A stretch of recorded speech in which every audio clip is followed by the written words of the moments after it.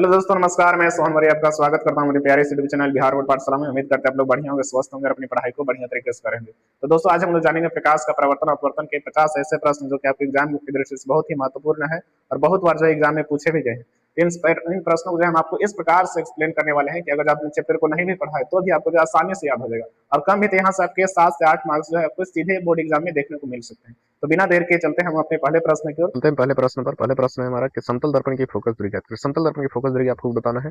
पहला ऑप्शन है आपका 0, दूसरा ऑप्शन है आपका अनंत और तीसरा ऑप्शन है आपका 25 सेंटीमीटर, चौथा ऑप्शन है आपका -25 सेंटीमीटर। आपको बताना है कि समतल दर्पण की फोकस दूरी कितनी होती है। तो देखिए, अगर जो समतल दर्पण की फोकस दूरी जो है आपको बिना रटे याद करना है, आपको इसे समझना पड़ेगा। देखिए, ये हो गया गोलीय दर्पण और गोलीय दर्पण में जो ये बीच का बिंदु होता है इसको बोलते हैं वक्रता केंद्र, और यहाँ से यहाँ तक का बीच का जो ये दूरी है इसको बोलते हैं वक्रता त्रिज्या। तो वक्रता त्रिज्या जो है फोकस दूरी का दुगुना होता है। यानी हम ऐसे कर सकते हैं, ये जो वक्रता त्रिज्या है ये अगर वक्रता त्रिज्या में हम 2 से भागा दे दें तो हमारा फोकस दूरी जो है आ जाता है। तो फोकस दूरी जो है तभी निकलेगा जब वक्रता त्रिज्या हमें पता रहेगा। अब अगर हम समतल दर्पण की बात करें तो देखिए, समतल दर्पण का जो आकृति कुछ इस प्रकार से होता है। ये हो गया समतल दर्पण। तो समतल दर्पण में यहाँ पर गोलाकार आकृति नहीं बनता है। देखिए, ये जो समतल दर्पण है इसको हम कितना भी आगे लेकर के जाएंगे तो ये जो है गोल नहीं बनेगा। मान लेते हैं अगर जो हम एक संभावना करते हैं कि हो सकता है आगे जाकर के अगर जैसे गोल हो जाए तो कहाँ पर जाकर के ये मिलेगा, तो ये प्रॉपर हमें पता नहीं है। तो इसीलिए जो है यहाँ पर हम जब मिलेगा ही नहीं तो वक्रता त्रिज्या जो है इसका नहीं हम ज्ञात कर सकते। जब वक्रता त्रिज्या ही हम नहीं ज्ञात कर सकते हैं तो फोकस दूरी भी नहीं ज्ञात हुआ। इसीलिए जो है इसका वक्रता त्रिज्या जो है अनंत मान लिया जाता है कि ये जो हो सकता है बहुत दूर जाकर के कहीं पर ये आपस में जो है हो सकता है इससे करके कहीं पर मिलेगा, लेकिन कहाँ मिलेगा ये किसी को पता नहीं है। तो इसीलिए आपको जब भी आपसे अगर पूछा जाता है कि समतल दर्पण की वक्रता त्रिज्या कितनी होती है तो आपको अनंत बताना है। जब वक्रता त्रिज्या अनंत हो गया तो फोकस दूरी भी कितना हो जाएगा, अनंत हो जाएगा। इसलिए इसका राइट आंसर क्या हो जाएगा, इसका राइट आंसर हो जाएगा आपका ऑप्शन नंबर बी। चलते हैं नेक्स्ट प्रश्न पर। नेक्स्ट प्रश्न हमारा क्या है, नेक्स्ट प्रश्न है कि वस्तु को पास रखने पर सीधा और दूर रखने पर उल्टा प्रतिबिंब बनता है। वस्तु को जब हम पास रखते हैं तो सीधा और दूर रखते हैं तो उल्टा प्रतिबिंब बनता है। तो उस दर्पण वो कौन सा दर्पण है, यानी किस दर्पण में जो आपके सीधा और उल्टा दोनों प्रकार का प्रतिबिंब बनता है। तो ये दर्पण है आपका अवतल दर्पण। अवतल दर्पण में जो है सीधा और उल्टा दोनों प्रकार का प्रतिबिंब बनता है, यानी कि अवतल दर्पण में जो है काल्पनिक और वास्तविक दोनों प्रकार का प्रतिबिंब बनता है। अगर बात करें उत्तल दर्पण की तो उत्तल दर्पण में जो सिर्फ और सिर्फ आपका एक ही प्रकार का प्रतिबिंब बनता है, वो भी तो सिर्फ काल्पनिक प्रतिबिंब। और काल्पनिक प्रतिबिंब कैसा होता है, सीधा होता है। तो आपको इसमें याद रखना है कि अवतल अगर जो उत्तल दर्पण है तो उसमें सिर्फ एक प्रतिबिंब बनेगा, अवतल दर्पण तो उसमें दोनों प्रतिबिंब बनेगा। इसलिए इसमें सीधा और उल्टा दोनों प्रकार का प्रतिबिंब बनता है। तो आपको याद भी ऐसे रख सकते हैं कि जैसे देखिए यहाँ अवतल बड़ा है उत्तल से, इसलिए उत्तल में एक ही को प्रतिबिंब बनता है और अवतल में एक प्रतिबिंब बन जाता है, दो। तो जब आपको सीधा ही उल्टा दोनों रहेगा तो आपको लगाना है अवतल, लेकिन अगर आपको बस खाली सीधा दिया रहे तो आपको लगा देना है उत्तल। चलते हैं नेक्स्ट प्रश्न पर। नेक्स्ट प्रश्न हमारा है अवतल दर्पण की ध्रुवीय दूरी। ध्रुवीय दूरी किससे कहते हैं, तो यहाँ पर आपके सामने ध्रुवीय दूरी, ध्रुवीय दूरी बोलते हैं वक्रता त्रिज्या को, यानी कि आर दिया हुआ है आपका 20 सेंटीमीटर। और आपसे पूछा गया, आपसे पूछा गया फोकस दूरी, यानी कि आपको एफ का वैल्यू बताना है। तो अभी हमने आपको क्वेश्चन नंबर 1 में बताया कि जैसे कि आर बराबर होता है 2f, तो एफ बराबर होता है क्या है, तो एफ बराबर होता है आर बटा 2, यानी फोकस दूरी जो वक्रता त्रिज्या का क्या होता है, आधा होता है। तो वक्रता त्रिज्या हमारा दिया हुआ 20 सेंटीमीटर। तो अगर हम 20 का आधा कर दें, 20 का अगर आधा कर देंगे तो 10 दूना 20, यानी इसका राइट आंसर हो जाएगा 10 सेंटीमीटर, ऑप्शन नंबर ए। चलते हैं नेक्स्ट प्रश्न पे। नेक्स्ट प्रश्न हमारा कि समतल दर्पण द्वारा बना प्रतिबिंब कैसा होता है। समतल दर्पण के द्वारा जो प्रतिबिंब बनता है वो कैसा होता है। तो समतल दर्पण में आपको सिर्फ एक ही बात याद रखना है कि यहाँ देखिए, यहाँ पर भी इसमें सम है और यहाँ पर समतल दर्पण में जो है हमेशा समान प्रतिबिंब बनता है। देखिए, इसमें भी सम है और यहाँ पर भी क्या है, सम है। तो आपको ऐसे याद रख सकते हैं कि समतल दर्पण जब भी रहेगा तो उसमें समान प्रतिबिंब बनेगा। और देखिए, किसी भी अवसर में जो है समान नहीं है, तो ऐसा आप याद रख सकते हैं कि समतल दर्पण में हमेशा समान प्रतिबिंब बनता है, आभासी बनता है, और आभासी प्रतिबिंब कैसा होता है, सीधा होता है। चलते हैं नेक्स्ट प्रश्न पे। नेक्स्ट प्रश्न है हमारा अवतल दर्पण से अनंत दूरी पर स्थित किसी वस्तु का प्रतिबिंब कहाँ पर बनता है। बोला गया है अवतल दर्पण में जो है वस्तु को रखा गया है अनंत पर। ये अवतल दर्पण हो गया, वस्तु यहाँ पर होता है ध्रुव यानी पी, ये होता है एफ और ये होता है सी। वस्तु को कहाँ रखा गया, वस्तु रखा गया अनंत पर। चलिए अनंत पर रख देते हैं। तो प्रतिबिंब कहाँ पर बनेगा, तो प्रतिबिंब बनेगा, देखिए जब समांतर प्रकाश किरणें आती है तो जाती है फोकस से। एक और हम समांतर प्रकाश किरणें लाते हैं तो ये भी जाएगी फोकस से, यानी कि जब अनंत पर रहेगी वस्तु तो प्रतिबिंब कहाँ पर बन जाएगा, फोकस पर बन जाएगा। तो इसका राइट आंसर क्या हो जाएगा, ऑप्शन नंबर बी। इसका राइट आंसर हो जाएगा ऑप्शन नंबर बी, फोकस पर बनेगा। चलते हैं नेक्स्ट प्रश्न पे। अगला प्रश्न है हमारा कि उत्तल दर्पण द्वारा बना प्रतिबिंब कैसा होता है। तो अभी हमने आपको बताया कि उत्तल दर्पण में जो है सीधा प्रतिबिंब बनता है। तो देखिए सीधा जो है दो ऑप्शन में है, ऑप्शन नंबर सी में भी देखिए यहाँ सीधा है और ऑप्शन नंबर बी में भी सीधा और ऑप्शन नंबर डी में भी सीधा है। तो हम क्या करें, तो देखिए उत्तल दर्पण का आपको याद होगा कि उत्तल दर्पण का उपयोग हम लोग वाहनों में साइड मिरर के रूप में करते हैं, यानी कि पीछे देखने के लिए दर्पण के रूप में करते हैं। तो उत्तल दर्पण का उपयोग साइड मिरर में क्यों किया जाता है, क्योंकि उसमें जो है प्रतिबिंब छोटा बनता है, इसलिए अगर पीछे से कितना भी बड़ा से बड़ा ट्रक आता है तो छोटे से दर्पण में जो है दिखाई दे देता है, इसलिए यहाँ पर जो है उत्तल दर्पण में छोटा प्रतिबिंब बनता है। कैसा प्रतिबिंब बनता है, छोटा। तो छोटा जो है किस ऑप्शन में, देखिए छोटा ये तो वास्तविक है, तो ये तो पहला ऑप्शन होगा नहीं। इसमें भी देखिए बड़ा दे दिया तो ये भी नहीं होगा, और इसमें भी बड़ा दे दिया तो ये भी नहीं होगा। तो बच गया हमारा राइट आंसर हो जाएगा ऑप्शन नंबर सी। चलते हैं नेक्स्ट प्रश्न पे। अगला प्रश्न हमारा, अवतल दर्पण में यदि वस्तु फोकस और ध्रुव के बीच रखी जाए तो प्रतिबिंब जो है कैसा होगा। अवतल दर्पण बोला गया, चलिए एक अवतल दर्पण बना लेते हैं। ये हो गया, मान लेते हैं अवतल दर्पण है। अवतल दर्पण में ये होता है पी, ये होता है एफ और ये होता है सी। इसको आपको रटने की आवश्यकता नहीं है, इसको जो है हमने एक शॉर्ट वीडियो बताया है, आप चैनल पर जाकर के देख सकते हैं। वहां से कम भी आपके ऑब्जेक्टिव में 2 प्रश्न जो है जरूर आएंगे, तो उसको आप शॉर्ट वीडियो को जाकर के देख लीजिएगा, ज्यादा से क्लियर हो जाएगा। अभी हम आपको बता देते हैं, देखिए अवतल दर्पण में यदि वस्तु फोकस और ध्रुव के बीच रखे, फोकस ये हो गया, ये हो गया फोकस, और ये हो गया ध्रुव के बीच, यानी कि यहाँ पर वस्तु को रखने के लिए बोला गया। तो चलिए वस्तु को यहाँ रख देते हैं। तो हम जानते हैं कि जब वस्तु को फोकस और ध्रुव के बीच रखी जाती है तो प्रतिबिंब जो है दर्पण के पीछे बन जाता है। कैसे बनता है वो हमने आपको शॉर्ट वीडियो में बता दिया है, आप उस चैनल पर जाकर के देख सकते हैं। तो अवतल दर्पण में यदि वस्तु को हम फोकस और ध्रुव के बीच रखते हैं तो प्रतिबिंब जो है दर्पण के पीछे बनता है और वस्तु से बड़ा होता है। तो ऐसा किस ऑप्शन में, देखिए पहला ऑप्शन में है वास्तविक, वास्तविक प्रतिबिंब उल्टा और बड़ा, जबकि इसमें जो है काल्पनिक प्रतिबिंब बना है। तो वास्तविक वाला तो ये नहीं होगा, इसमें देखिए वास्तविक है तो ये भी नहीं होगा। आभासी इसमें भी है और इसमें भी है, तो अब ये दोनों में से कोई सा हो सकता है। देखिए आभासी प्रतिबिंब जो है हमेशा सीधा होता है और इसमें आभासी प्रतिबिंब उल्टा दे दिया है, तो ये भी नहीं होगा डी। तो बच गया कौन, बच गया ऑप्शन नंबर हमारा सिर्फ बी। तो इसका राइट आंसर हो जाएगा ऑप्शन नंबर बी। चलते हैं नेक्स्ट प्रश्न पे। अगला प्रश्न हमारा कि समतल दर्पण में प्रतिबिंब और वस्तु के बीच की दूरी कितनी होती है। समतल दर्पण एक बना लेते हैं, देखिए ये हो गया समतल दर्पण। तो समतल दर्पण में जो प्रतिबिंब समान बनता है, यदि जो वस्तु यहाँ पर है, एक मान लीजिए अगर जो यहाँ पर वस्तु रखा हुआ है, अगर यहाँ से यहाँ तक का बीच का दूरी, देखिए यहाँ से यहाँ तक का बीच का जो दूरी है, जितना इधर दूरी रहेगा उतना ही दूरी इधर भी रहेगा, प्रतिबिंब भी जो है उतना ही दूरी पर बनता है। हम आपको ये बताना चाह रहे हैं, जैसे देखिए मान लीजिए यहाँ से 1 मीटर पर वस्तु है तो प्रतिबिंब भी जो है 1 मीटर पर ही बनेगा। तो एक एक कितना हो जाएगा, 2 मीटर, यानी कि प्रतिबिंब का जो दूरी है वो कितना हो जाता है, दुगुना हो जाता है। आपको ऐसे याद रखना है कि समतल दर्पण में जितना दूरी पर वस्तु रहेगा उतना ही दूरी पर प्रतिबिंब बनता है, इसलिए जो एक और एक मिलकर कितना हो जाता है, 2 हो जाता है। तो आपको इसमें राइट आंसर हो जाएगा ऑप्शन नंबर बी, यानी कि दुगुना हो जाएगा। चलते हैं नेक्स्ट प्रश्न पे। अवतल दर्पण की पृष्ठ भाग कैसी होती है। तो देखिए दर्पण अवतल हो, सॉरी, दर्पन जो है आपके अवतल हो या फिर तो उत्तल हो, ये हो गया अवतल दर्पण।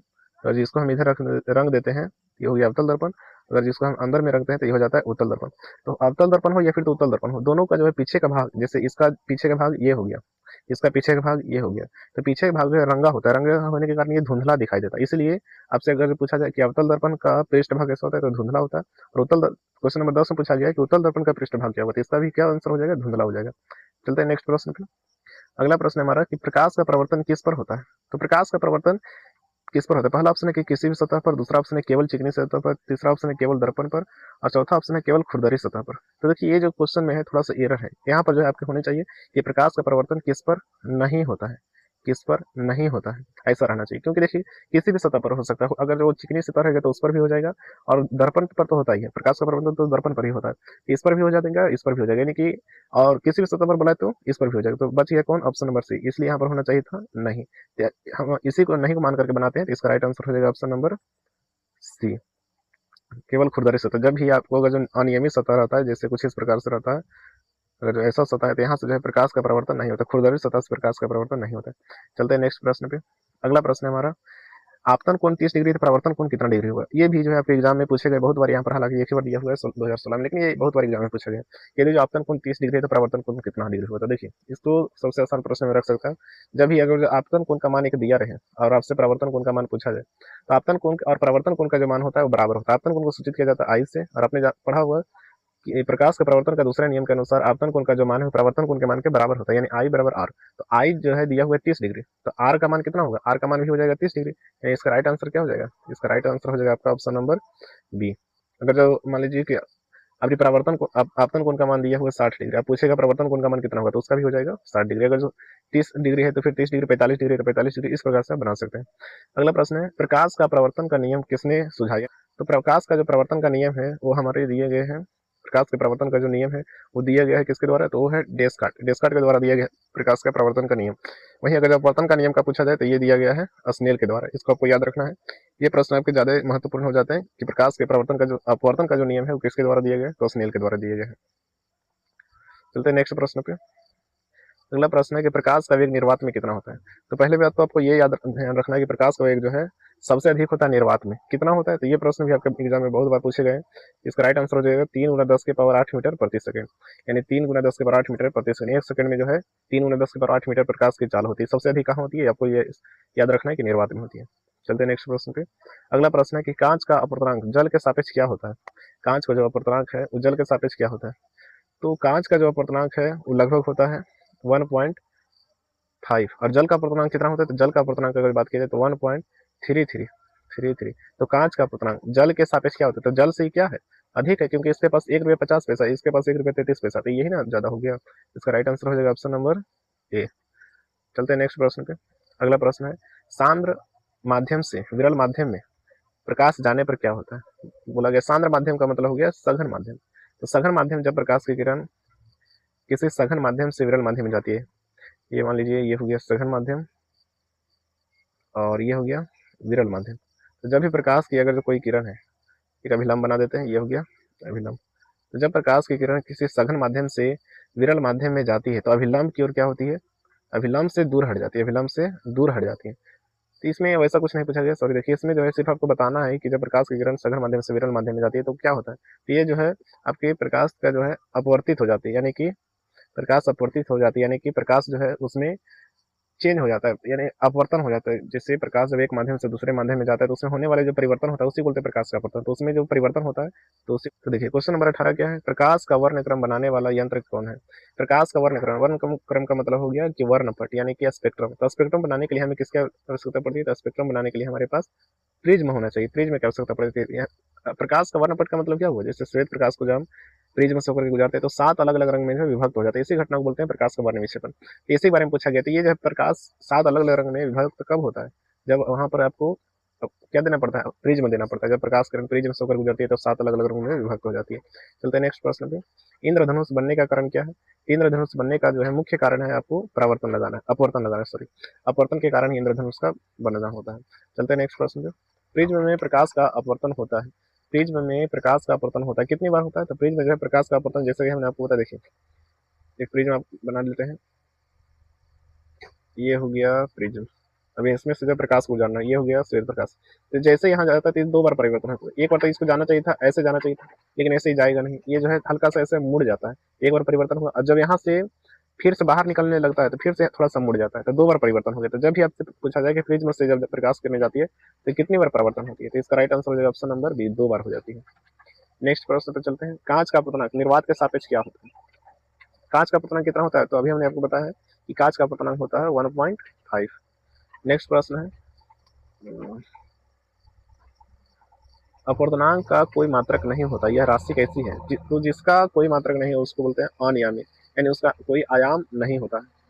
अगला प्रश्न है हमारा पूर्ण आंतरिक परावर्तन।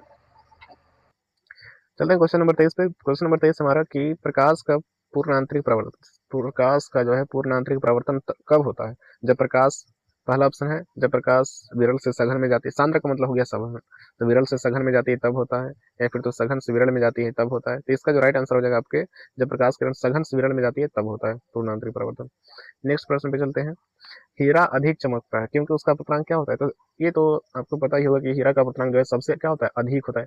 कितना होता है, तो ये भी जो है आपके एग्जाम में कभी कभी पूछ लिया जाता है, तो कि हीरा का अपवर्तनांक कितना होता है, तो आपको याद रखना है 2.42, 2.42 होता है, 2.42।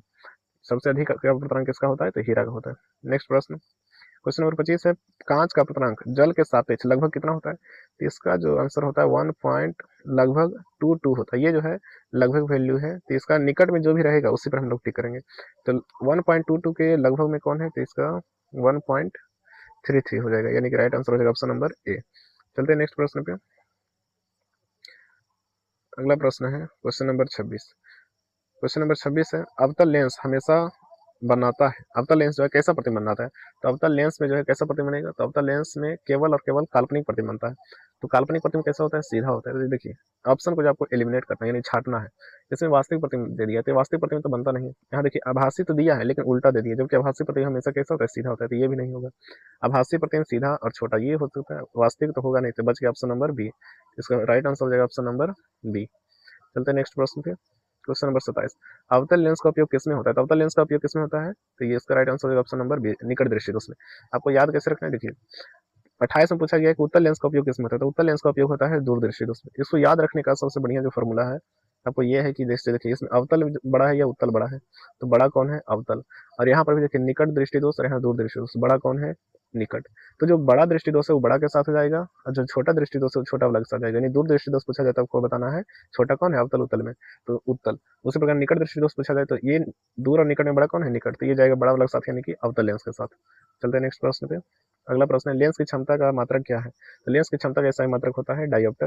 इसको आपको याद रखना है, लेंस की क्षमता का एसआई मात्रक होता है डायोप्टर। चलते हैं अगले प्रश्न पे। अगला प्रश्न है आपको लेंस की क्षमता, उत्तल लेंस की क्षमता धनात्मक होती है क्योंकि इसकी फोकस दूरी क्या होती है? क्योंकि इसकी फोकस दूरी जो है आपके धनात्मक होती है, इसकी फोकस दूरी भी क्या होती है? धनात्मक होती है, इसलिए इसकी लेंस की क्षमता भी क्या होती है? धनात्मक होती है।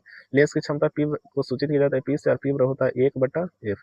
तो फोकस दूरी अगर जो प्लस आ गया तो ये भी क्या हो जाएगा? प्लस में हो जाएगा। अगर ये माइनस रहता तो ये माइनस होता। तो इसका राइट आंसर क्या हो जाएगा? तो इसका आंसर हो जाएगा आपका उत्तल लेंस में हमेशा पॉजिटिव होता है। यहाँ देखिए पूछा गया अवतल लेंस की फोकस दूरी क्या होती है? क्वेश्चन नंबर 31 में अवतल लेंस की फोकस दूरी क्या होती है? तो अवतल लेंस की फोकस दूरी कैसी होती है? ऋणात्मक होती है।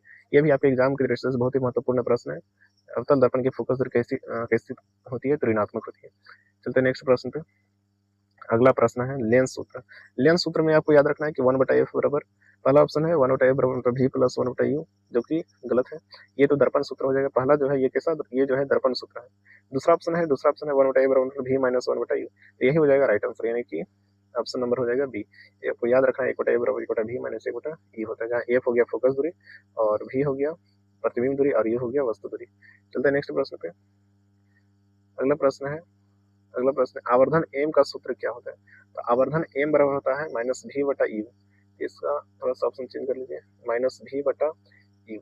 इसमें देखिए ये जो है इसका राइट आंसर है ए भी हो जाएगा और सी भी हो जाएगा, क्योंकि आवर्धन किसको बोलते हैं? दर्पण प्रतिबिंब की दूरी और वस्तु की दूरी के अनुपात को आवर्धन कहते हैं। प्रतिबिंब की दूरी को सूचित किया जाता है v से, प्रतिबिंब की दूरी को सूचित किया जाता है v से और वस्तु दूरी को सूचित किया जाता है u से। प्रतिबिंब की दूरी बटा वस्तु की दूरी के अनुपात को ही बोलते हैं आवर्धन। ये हो गया m बराबर v बटा u, हो गया पहला फॉर्मूला। दूसरा फॉर्मूला है कि प्रतिबिंब की ऊंचाई यानी h i और वस्तु की ऊंचाई यानी कि h o के अनुपात को भी जो है आवर्धन बोलते हैं। h i बटा h o हो जाएगा m। तो ये हो गया दूसरा फॉर्मूला। इसलिए इसका जो राइट आंसर है ये हो जाएगा ऑप्शन नंबर ए और सी दोनों हो जाएगा। चलते हैं नेक्स्ट प्रश्न पे। अगला प्रश्न है सूक्ष्मदर्शी में प्रयुक्त लेंस है। तो सूक्ष्मदर्शी में कौन सा लेंस होता है? तो सूक्ष्मदर्शी में आपको याद रखना है कि दोनों का दोनों उत्तल लेंस होता है। दोनों कैसा लेंस होता है? उत्तल लेंस होता है। अगला प्रश्न दूरबीन में प्रयुक्त लेंस होता है। तो दूरबीन में कैसा लेंस होता है? दूरबीन में जो है इसमें भी जो है दोनों का दोनों उत्तल लेंस ही होता है, आपको याद रखना है। नेक्स्ट प्रश्न है 36 में प्रावर्तक दूरबीन में मुख्य सतह होती है। प्रावर्तक दूरबीन जो होती है उसमें मुख्य सतह यानी बाहर की जो सतह होती है वो किसकी होती है? तो आपको याद रखना है कि अवतल दर्पण का होता है। अगला प्रश्न है प्रकाश वर्ष किसका मात्रक होता है? प्रकाश वर्ष जो है दूरी का मात्रक होता है। दूरी को मापा जाता है प्रकाश सबसे, ये जो प्रकाश वर्ष है ये दूरी का मात्रक है। प्रकाश वर्ष किसे कहते हैं? तो सूर्य के प्रकाश के द्वारा जो एक वर्ष में जितना दूरी तय किया जाता है, सूर्य के प्रकाश के द्वारा एक वर्ष में जो है जितना दूरी तय किया जाता है उसी दूरी को बोलते हैं प्रकाश वर्ष। तो ये जो दूरी को किसमें मापा जाता है? मीटर में। तो ये भी जो है किसका मात्रक हो गया? दूरी का मात्रक हो गया। अगला प्रश्न तारे का टिमटिमाना के कारण क्या है? तो तारे जो है किस घटना के कारण टिमटिमाते हैं? इसका right answer option number B, यानी प्रकाश के अपवर्तन के कारण। अगला प्रश्न है वायुमंडलीय अपवर्तन के कारण सूर्य उदय से कितना देरी पहले जो है दिखाई दे देता है? तो उदय और अस्त कोई भी सभी पूछता आपको बताना है 2 मिनट 8 सेकंड, लेकिन इसमें अब नेक्स्ट क्वेश्चन जो हमारा क्वेश्चन नंबर 40 है उसको अगले वीडियो में देखेंगे और उम्मीद करते हैं आप लोग को यहाँ तक समझ में आया होगा। और आपका कितना स्कोर रहा है क्वेश्चन नंबर 40 तक, आपका कितना सही हुआ है आप हमें कमेंट बॉक्स में जरूर बताइएगा। और वीडियो पसंद आया हो तो लाइक जरूर कीजिएगा और मिलते हैं नेक्स्ट वीडियो में, तब तक के लिए धन्यवाद।